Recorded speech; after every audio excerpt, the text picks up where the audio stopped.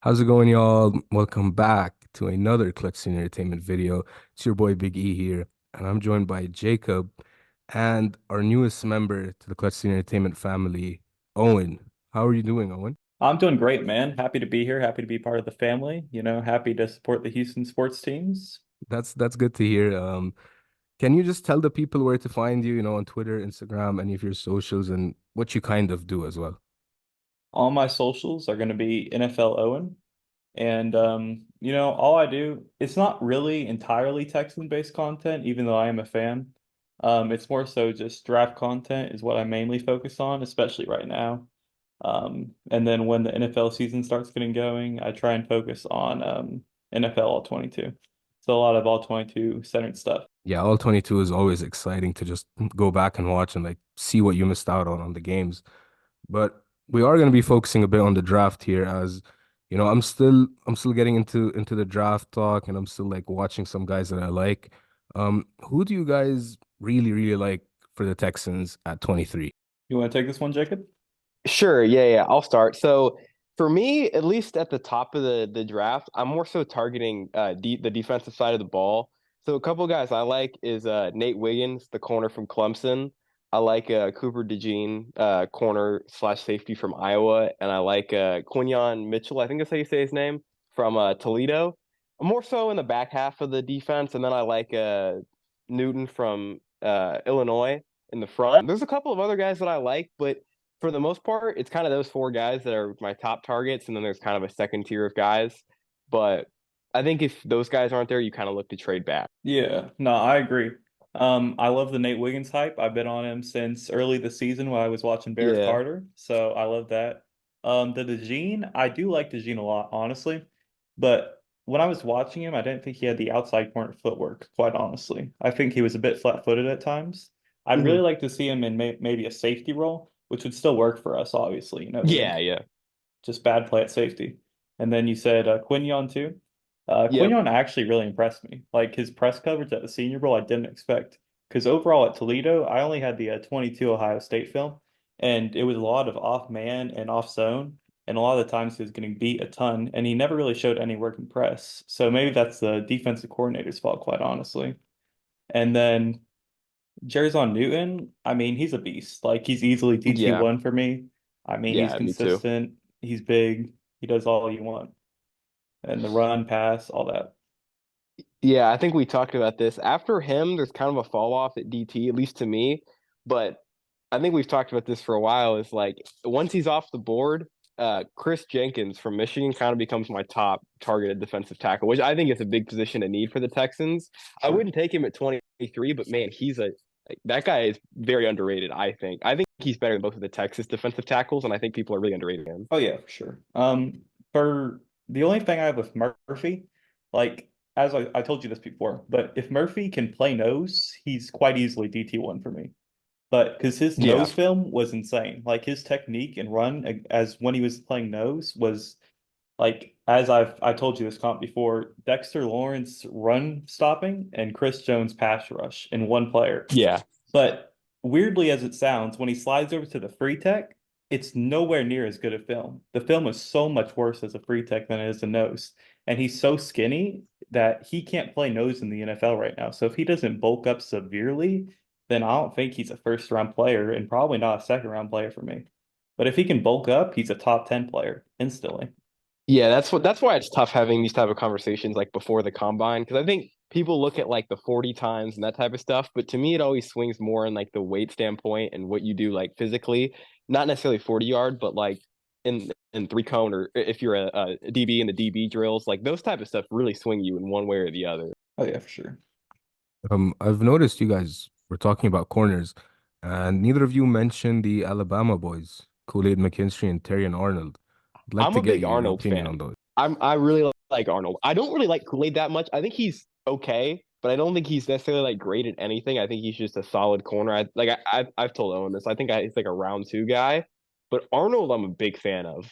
Um, the only problem that I have with Arnold is I see him more as kind of a slot guy, and especially in the defense that we like to run, the slot guy doesn't really is never really asked to do that much. So I don't really see the fit. but I think as a player, he's really good. I mean, for McKinstry, I mean, the only thing he does like really well is probably press. Like he's probably the best press corner in my opinion in this class, which isn't saying much, but Arnold, you're certainly banking on the traits. I mean, he's just an insane athlete, but there Yeah. is obviously some problems, whether that be like footwork, Yeah, all that. the one thing I noticed when I watch Alabama film, even sometimes when it doesn't get called, Arnold holds a lot. Like he's Oh very yeah, grabby on routes because, like you said, his footwork's not necessarily great. So if he kind of gets lost on a route, he just grabs.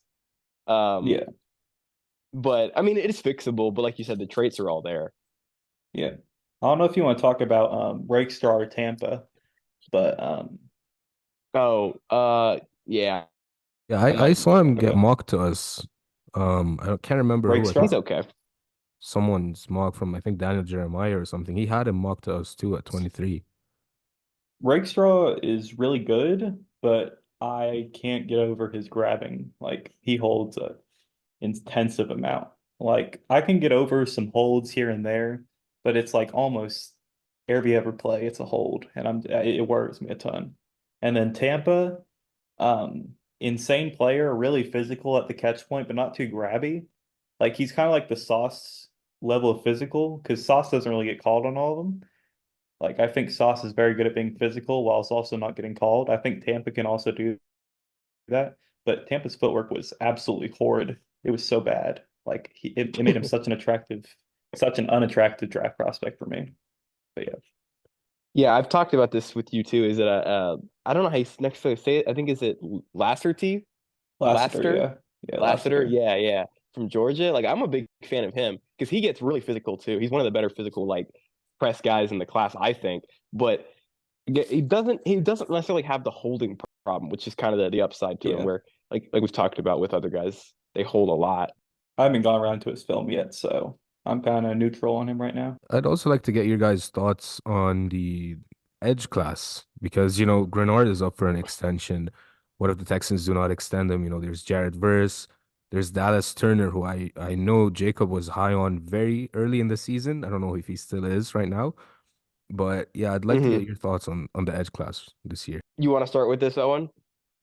Sure. So, I mean, you have Dallas Turner, right? That's going to be the first guy we're going to look at. I really dislike Dallas Turner, quite honestly. I don't think he's anywhere near a top pick. I mean, I think like I grade him as like a late second, early third round player because I mean he has a lot of power and he's just a great athlete, but he has really no bag. Like I look at him and I don't see any bag at all. And it worries me because I don't think he's anything Hmm. special in the run. Like I think he's okay, but he's not going to move any needles as a run defender. And with no pass rush bag, I don't really like him that much. Moving on to Verse, I think Verse is probably going to be my edge one just because of how long his arms are and just how powerful he is, and he has a bit more of a bag. But honestly, I wouldn't take him with like a top 10 pick. Like if I'm like the Bears or something, I'd probably trade down. Or if I was a team needing an edge, I'd probably trade down to like the late teens to take him. And then you have Latu, who's, I mean, if the medical is clear, he could easily be edge one, but the Yep. medicals are really concerning. Yeah, the But medicals are not great. I mean, a 26.2 pass rush win rate, that's insane. Like, can't put it any other way. And then Jacob, I know this was your guy. I think in one of your mocks you took him, Darius Robinson. I know that's your guy. He's a freak. He kind of profiles as more of a free tech at 296, but for what it's worth, he's, a freak athlete. He really shined at the Senior Bowl. And then final one, probably Chop Robinson, I mean, he graded out really well from PFF. And I liked him on film a decent amount. I thought he was more of a situational pass rusher type, like a Bryce Huff. I didn't think his run game was nearly good enough to be an every down pass rusher for edge, but that's just my thoughts. Yeah, I agree with you for the most part. I was high on Turner coming into this year, but the film this year was not very good. It was okay, but it Hmm. didn't really stand out.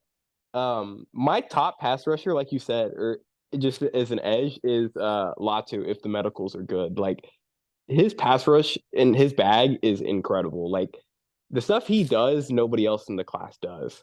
But I do really like, especially if you're thinking of like Texans based and who you want to pair up with Will Anderson, I think Verse makes a lot of sense because I think he's probably at least the second best pass rusher in the draft, and he's good in the run game too. But Latu is the best pass rusher. It's just all medical based. But I don't know if you're the Texans, depending on if you're moving up for one of these guys or something, if you would want to take a risk on the medicals. So Verse makes a lot of sense to me. Like you said, I do like Darius Robinson a lot. He's an interesting player. Like he's just a freak. The production is not amazing, but he's just a complete freak. And um, Chop Robinson's cool. Like I don't really have a huge opinion on him. He's just kind of there to me. Um, yeah, that's pretty much what I think about that. And I like Trice a little bit. I think he's okay. Uh, Not great, but is a solid edge player. I would probably look at Latu and versus like the top two guys pretty easily. And then I think there's a couple guys after that that are like second tier. I agree. I agree.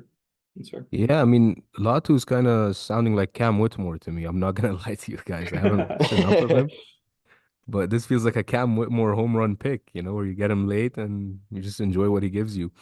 But yeah, before we end it, is there a guy we haven't mentioned that you guys like really think could go under the radar or, could be worth it if we trade down for? I'll let Owen start with this one because I think he's gonna name someone that I was probably gonna name, but I'm gonna let him do the honors. Uh, you want me to go the Washington guy or the Texas guy? I was thinking you were gonna go Washington. Okay. So I got Jalen Polk out of Washington. Okay. This guy, let me tell you, I was watching his film today. It was amazing. I watched Cooper Cup and then I watched this guy and I see a resemblance that's uncanny. I mean, Oh, for wow. as yeah, I see like a Juwan Jennings kind of guy. He's never going to be your best receiver, but he's pivotal to your offense with his run blocking. He can adjust to the ball so well, and his hands are like almost the best in the class. Like he doesn't drop balls. Like after like AD, I don't think there's anyone with more sure hands in this class. Like he's not even the best like athletically or by any standards, but his ability as like a slot guy who can also work on the outside. And that Washington offense was a joke of an offense, by the way. There were so many Hank concepts and there were so many curls. It was so hard to watch. But I really enjoyed watching Polk and Odunze, obviously. But Polk was just such a fun watch for me. And if the Texans got him, especially in a trade down situation, I'd be jumping for joy.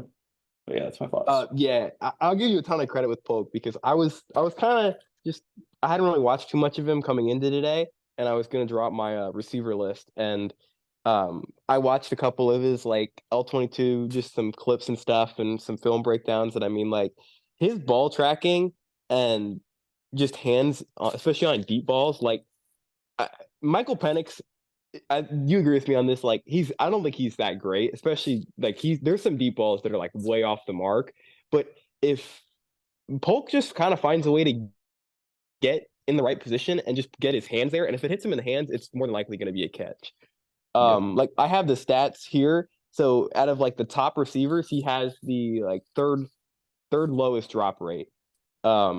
AD Mitchell is like the lowest, which we talked about, and then Brian Thomas is second lowest, but he's right there. Um, like, and he's not the biggest guy. Like physically, he's not that great, but his ball tracking, like especially on deep balls, like we're saying, is unbelievable. And the guy that I was gonna bring up is that I've been on for a while is Xavier Worthy from Texas.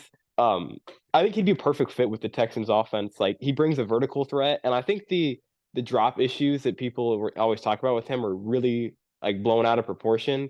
Last season he played with like a fractured hand for most of the year, and so he dropped some balls. Like it's not that surprising.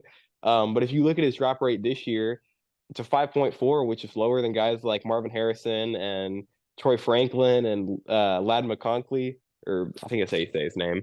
Um, I mean, the drop rates is really over talked about, I think, and especially in the Texas offense, Quinn Ewers is not a very good quarterback. I think if you give him a deep ball thrower like Stroud, I think you would see a complete change in what and how he plays. And Casario likes his local guys, So that's kind of how I feel about that.